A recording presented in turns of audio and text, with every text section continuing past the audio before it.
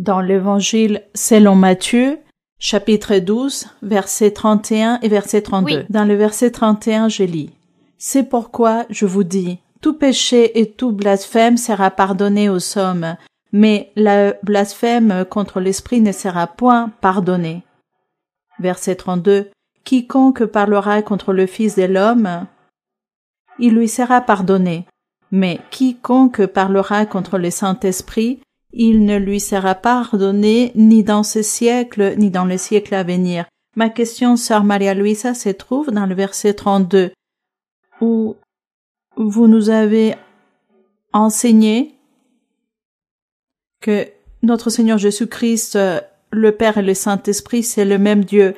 Voici pourquoi je vous pose la question. Pourquoi il est précisé dans le verset 32 que la blasphème contre le Fils de l'homme sera pardonnée? Voici ma question, sœur.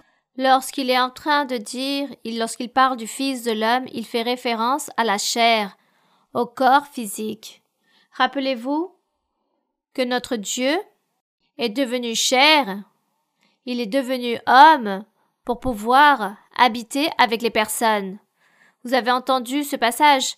Lorsque Dieu est devenu chair, Dieu est devenu comme un homme quiconque pour marcher parmi les hommes. Cette partie physique, ce corps physique ou cette chair, on l'appelait le Fils de l'homme. Le Seigneur Jésus-Christ, autant que Fils de Dieu, le même Dieu, avait pris cette chair. Il était devenu homme comme un homme quiconque. Cette partie physique, ce corps qu'il avait, c'était cette chair qu'on appelait le Fils de l'homme. Voici ce qu'on appelle le Fils de l'homme. Mais à l'intérieur de lui, il y avait ce Fils de Dieu. La divinité travaillait en lui, en cette chair, en cet homme que Dieu avait converti en un être humain. Ça, c'est le Fils de l'homme. C'est pourquoi il dit que si le peuple a blasphémé contre le Fils de l'homme, c'est-à-dire contre l'être humain, alors il a eu le pardon de Dieu.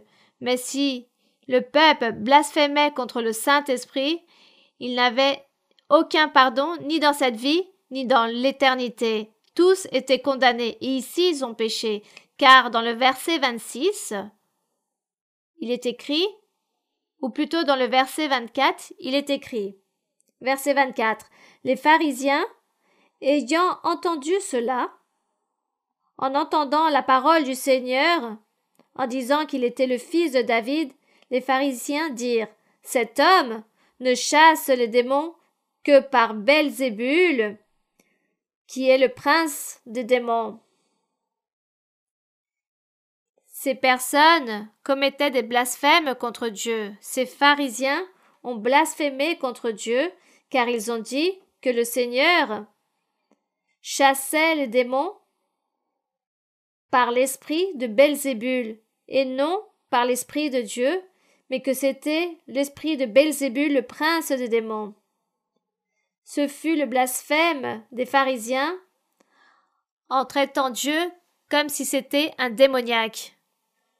Voici comment ils ont comparé le Seigneur avec un démoniaque, et on a appelé cela le blasphème. C'est pourquoi le Seigneur Jésus a dit, le blasphème qu'on fasse au Fils de l'homme, à cette chair, à ce corps, sera pardonné, mais contre l'Esprit de Dieu, il ne sera pas pardonné. Et eux, ils ont commis un blasphème contre l'Esprit de Dieu, car le Seigneur Jésus faisait des miracles, chassait les démons, mais par l'Esprit de Dieu. Et le pharisien a dit, c'est par l'Esprit du diable que celui-ci fait toutes ces choses. Il s'agit donc d'un blasphème contre le Saint-Esprit. Et celui-ci, ce blasphème, ne sera jamais pardonné. Aujourd'hui, il y a beaucoup de personnes qui commettent des blasphèmes contre Dieu. Il y a des personnes qui blasphèment contre Dieu en disant que cette église ou que cette personne appartient au diable et que ce n'est pas de Dieu. Donc les personnes blasphèment car les personnes mettent à terre la parole de Dieu lorsque Dieu a dit « Vous êtes mes enfants, vous êtes mon assemblée, vous êtes mon église, vous êtes tous mes fils. » Donc les personnes en disant que cela est un mensonge et que cela est du diable commettent un blasphème. Voici ce qui est un blasphème contre le Saint-Esprit. Que Dieu nous garde, car Dieu dit que cela n'a aucun pardon de Dieu.